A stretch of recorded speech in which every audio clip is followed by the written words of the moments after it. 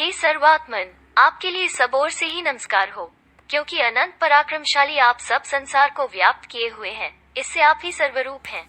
गीता ज्ञान दाता स्वयं को काल बताता है। अध्याय 11 के श्लोक 32 में काल भगवान कह रहा है कि मैं लोकों का नाश करने वाला बड़ा हुआ काल हूँ। इस समय लोकों को नष्ट करने के लिए आया प्रकट हुआ हूँ।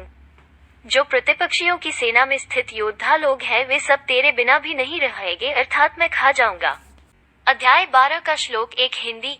जो भक्तजन पूर्वों प्रकार से निरंतर आपके भजन ध्यान में लगे रहकर आप और दूसरे जो केवल अविनाशी सच्चिदानंद घन अदृश्य को भी अतिश्रेष्ठ भाव से भजते हैं, उन दोनों प्रकार के उपासकों में अति उत्तम योगवेटर अर्थात यथार्थ रूप से भक्ति विधि को जानने वाला कौन है? लेकिन जो अपने सभी कर्मों को मुझे समर्पित करते हैं और मुझे परम लक्ष्य समझकर मेरी आराधना करते हैं और अनन्य भक्ति भाव से मेरा ध्यान करते हैं, मन को मुझ में स्थिर कर अपनी चेतना को मेरे साथ एकीकृत कर देते हैं।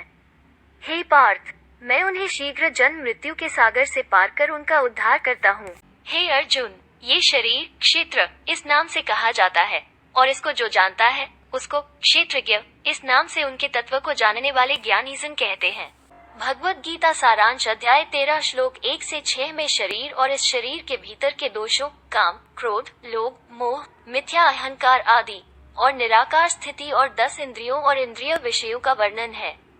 उनमें शब्द, स्पर्श, रूप, स्वाद, गंध आदि ज्ञानों में भी अति उत्तम उस अन्य परम ज्ञान को मैं फिर कहूँगा, जिसको जानकर सब मुनिजन इस संसार से मुक्त होकर परम सिद्धि को प्राप्त हो गए हैं, अर्थात पूर्ण परमात्मा को प्राप्त हो गए हैं।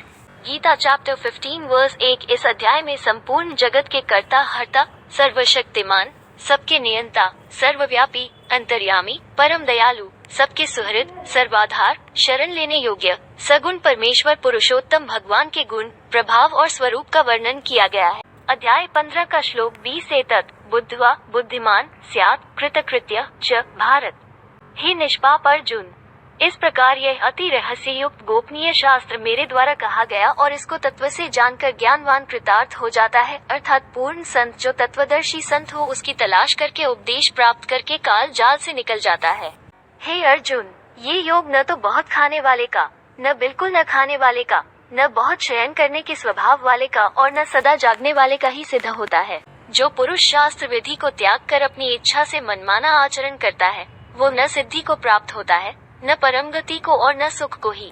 सत्वगुण वाले स्वर्ग के देवताओं की पूजा करते हैं, रजोगुण वाले यक्षों तथा राक्षसों की पूजा करते हैं, तमोगुण वाले भूतों और प्रेतात्माओं की पूजा करते हैं। तत् सत ऐसे ये 3 प्रकार का सच्चिदानंद घन ब्रह्म का नाम कहा है। उसी से सृष्टि के आदिकाल में ब्राह्मण और वेद तथा यज्ञादि रचे गए। गीता अध्याय 18 श्लोक 71। इस गीता शास्त्र के पढ़ने से ज्ञान यज्ञ का फल होता है। इसके सुनने वाले को भी वही फल मिलता है, जिस कारण से ज्ञान यज्ञ के फल स्वरूप शुभ लोका श्रेष्ठ लोको यानी स्वर्ग को प्राप्त होगा।